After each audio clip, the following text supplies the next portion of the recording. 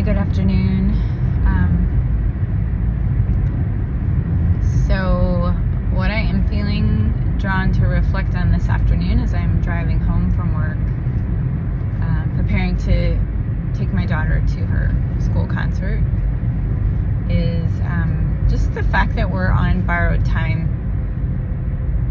With Tim's cancer being where it is, we're sort of like straddling this world and whatever lies beyond, and we're frequently having to, kind of ask questions and get answers that just relate to that transition. And we're having more and more candid conversations all the time, and if you haven't had those conversations with your loved ones, I highly recommend it.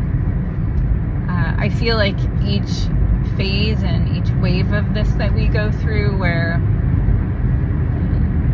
the possibility of death seems more real and more present than it ever has before, it just like bubbles to the surface all of these things for us to talk about and consider and make decisions about. And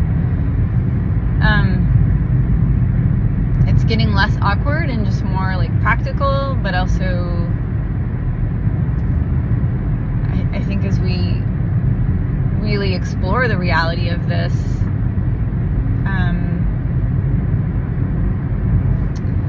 it's just like there's this acceptance of, okay, so this is gonna happen at some point. And we don't know what point that is, but I feel like the time that we have together and the time that we all have here on this planet is borrowed time. Like, we don't know the time, we don't know the day, we don't know the hour, we don't know the means by which we will transition, but we all will at some point. And I think there's like this terror and fear around talking about death, talking about our mortality, but there's also this tendency to like wish certain days away, wish certain times away, because they're uncomfortable, because they're it's that day during the week that's boring, or it's the hump day and you can't wait to get to the end of the week, you can't wait to get to the weekend, you can't wait to get beyond the challenge of whatever moment we're in. And I feel like what's happened for us since June of 2022, my girls might feel differently, but I can say for me, something that's happened is, I have this experience when I'm meditating where time just really feels like it spreads out, and seconds become minutes and minutes become hours, and it's just like this experience of timelessness. And I feel that in this journey with Tim, that we've entered into this experience of timelessness, especially when we feel like it's going to go really quickly, and then all of a sudden, we're kind of gearing ourselves up for the real possibility that his time might be super limited, and then his light chains drop again miraculously, and then we realize like, oh, we have more time than we thought we did. And then time feels like it just spreads out, and it feels like a luxury and a privilege to be able to like linger in this time without feeling forced to make these decisions like yesterday.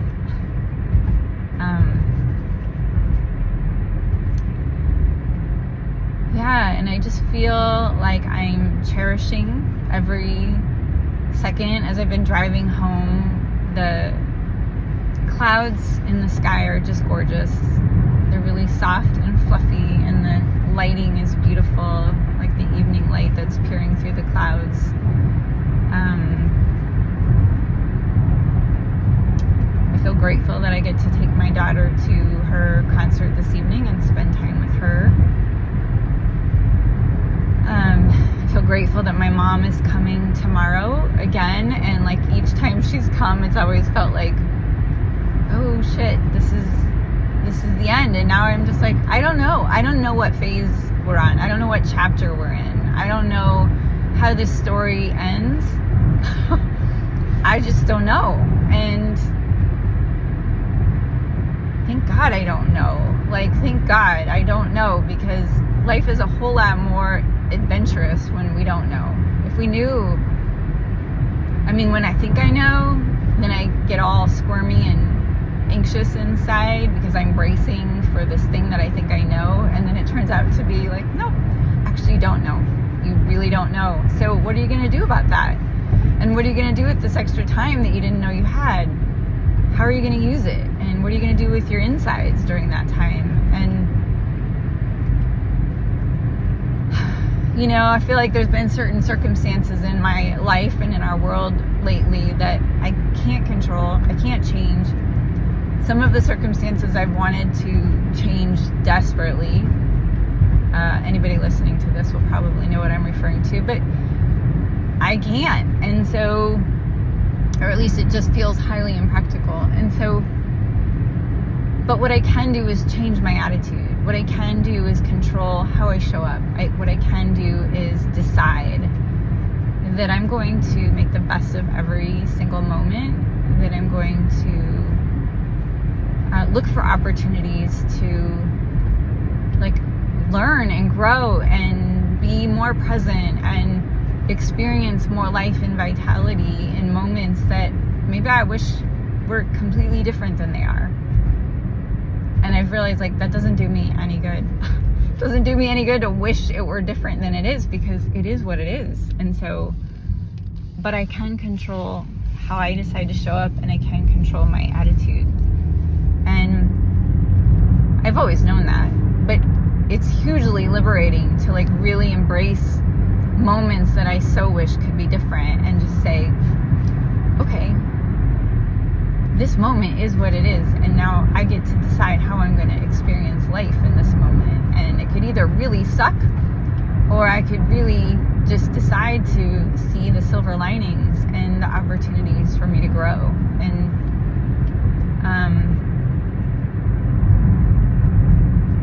And today could be the end for me. I could drive home and the end could happen. And I feel like it really matters, you know, in that moment where my eyes are closing to one life and opening to another. Like, I want to know that I embraced each moment to the fullest and showed up in the way that felt good and right to me. And you know, there's a lot of moments where I still wrestle with how to do that and what that looks like. And but borrowed time. Just think about that for a little bit. What does that mean to you? Now I'm going to take this borrowed time and get out of the car and go get my daughter and take her to her concert. So have a wonderful evening, day, whatever time of day you're listening to this. Just enjoy it, and peace.